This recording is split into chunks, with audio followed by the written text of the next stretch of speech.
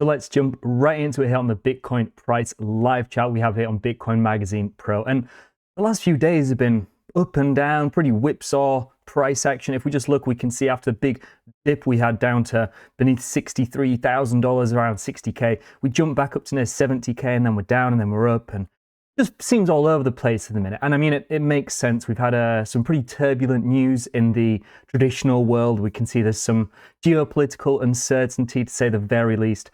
And as a result of this specifically, the stuff going on in Iran, I'm going to be honest, I'm not the most clued up on international conflict or exactly the situation that's taking place. But what I do know is if we look at certain charts, we can kind of see where people are putting their capital as a response to this.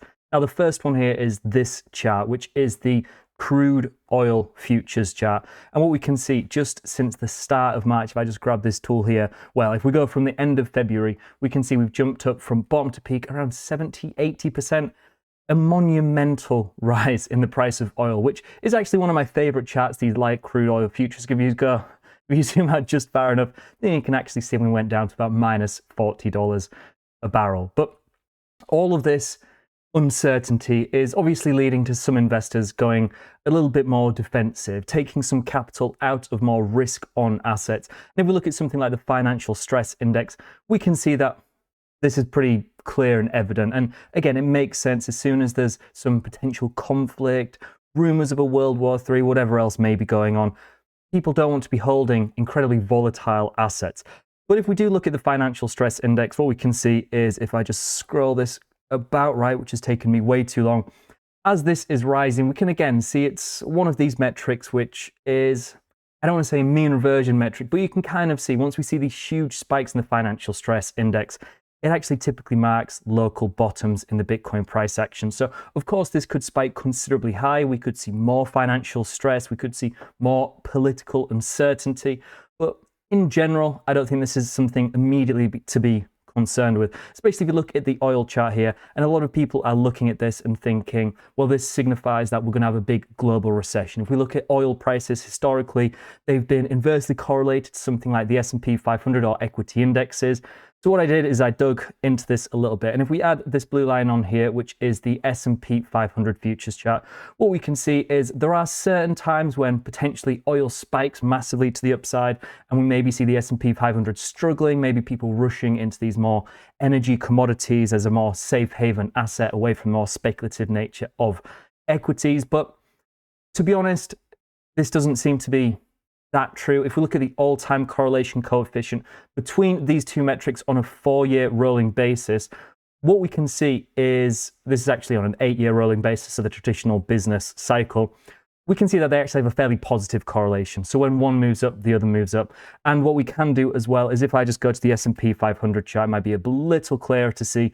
If I just add this indicator on, which I know probably isn't something we should be discussing, but if we do look at when conflicts start and end throughout the history of US equities, it's not like when wars start, things immediately get terrible. If you look at the Iraq war, for example, that marked pretty much the bottom before we went on a monumental bull market. And if we scroll all the way back to, say, World War II, people would think, wow, surely the economy must have absolutely collapsed. But if you look at the S&P 500 prices from when World War II started to ended, we actually ended at higher prices. Now, of course, there's more complexities to this, and this is a cold-blooded, cold-hearted economic analyst take in the market. Of course, any war or global conflict is probably best avoided. But if we're just looking at this purely through the lens of Bitcoin, we can see that this, at the very least, is likely going to cause some turbulence or some continued chopping and consolidation in the short term. If we look at the US dollar strength index on a year-on-year basis, we've actually recently seen one of the largest spikes to the upside we've seen in recent memory, which typically indicates that people, again, are rotating into more safe haven assets. Now, who knows how long this will be going on for. Hopefully it's resolved sooner rather than later. But due to the inverse correlation that we see with the US dollar strength index, and Bitcoin bear cycles, then it wouldn't surprise me to potentially see Bitcoin, as we said, at the very least continue to struggle. Because as a knock-on event of this, we're seeing some constraints and tightening within global liquidity as well. If we look at the global M2 versus Bitcoin year-on-year chart, after the recent bounce, which we had hoped would signify a more bullish end to Q4 2025, which obviously didn't materialize, we've actually set a bit of a lower high in this and have started moving to the downside once again. So not the best, most promising things to see, but if we just go quickly back to TradingView here, what we can see is if we look at the relative purchasing power of Bitcoin versus equities, for example, we're actually holding up rather well. Like I showed at the very start with the price live chart, it's been very up and down. But if we just look throughout the month of March so far, we can see compared to the S&P 500, we're actually performing better. Compared to the NASDAQ, we're performing better. And potentially the most promising of all of these, even compared to gold, which is seen as the safe haven asset, the risk-off, anti-speculative asset commodity that people rotate into in times of uncertainty, Bitcoin is actually outperforming gold during these times, which is, again, very promising to see. And if we look at something like silver, we can see we're up over 12% on the month of March. So, of course, some uncertainty is still to come. From a macroeconomic perspective, the somewhat bullish environment that we were setting up at the tail end of last year seemed to have completely disappeared. And this is, if anything, signifying that Bitcoin is likely going to have some trouble reclaiming some key areas of resistance and marching considerably higher, at least until we have some little bit more certainty in the future of what's happening with this global uncertainty. But looking at something like the financial stress index is what I'm going to be looking for. Once we do see this start turning over once again, we can see that historically, even if it's not the signifying start of a monumental bull market, in almost all of these circumstances, it's provided a fairly good opportunity to accumulate some discounted BTC as we start rallying once again. So just to summarize, macro conditions are looking less and less bullish as global tensions continue to rise. With liquidity contracting and capital flowing into safe haven fiat currencies, financial stress is rising and commodities like oil are going exponential to the upside, which obviously isn't ideal for Bitcoin, seeing people go a little bit more risk off.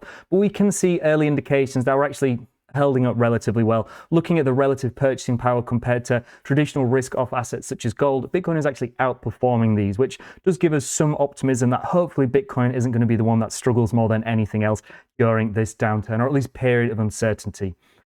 But in saying this, there is, of course, the potential for further downside if things continue to escalate. I imagine if we see equities just roll over and fall off a cliff alongside commodities like gold and silver, then I really struggle to see Bitcoin massively outperforming and continue to holding up this relative purchasing power. In those circumstances, I could actually see Bitcoin, again, continue to potentially outpace them to the downside as we have done for the past few months. But in saying that, if we look at the correlation between equities or more risk on speculative markets and oil going exponential, which I'm seeing a lot of people on social media point towards as good reasoning to potentially go full defensive mode, big recessions coming. Historically, that hasn't actually seemed to be the case. The positive correlation that we see between equities and oil gives us some indication that if we do see oil continue to rise, then it doesn't necessarily mean that people are going to 100% certainly rotate out of these more speculative assets. So I don't think now is the time for BTC capitulation. I think now is the time to just kind of step back and, show some patience, see how things kind of play out, see if we can start showing some more bullish macroeconomic conditions and see that financial stress index start rolling over, maybe global M2 start crawling back up again and the US dollar strength index rallying massively to the upside. But again, I don't think now is the worst time to accumulate some fairly decent risk to reward Bitcoin, especially considering we're down, 50-60% from our all-time highs. But ultimately, the macroeconomic conditions are saying right now is probably a time to just enjoy things outside of Bitcoin. But as always, I hope you enjoyed watching this content. If you liked all the charts that we covered, then do consider becoming a site subscriber to get access to over 200 live charts. I've said over 150 live charts for what seems like eternity now, but we have recently surpassed that 200 live charts threshold. As along with that, we get TradingView indicators, alerts, industry reports, all that good stuff. Typical sales pitch, you know what it is. And as always, thank you all very much for watching, and I'll see you in the next one.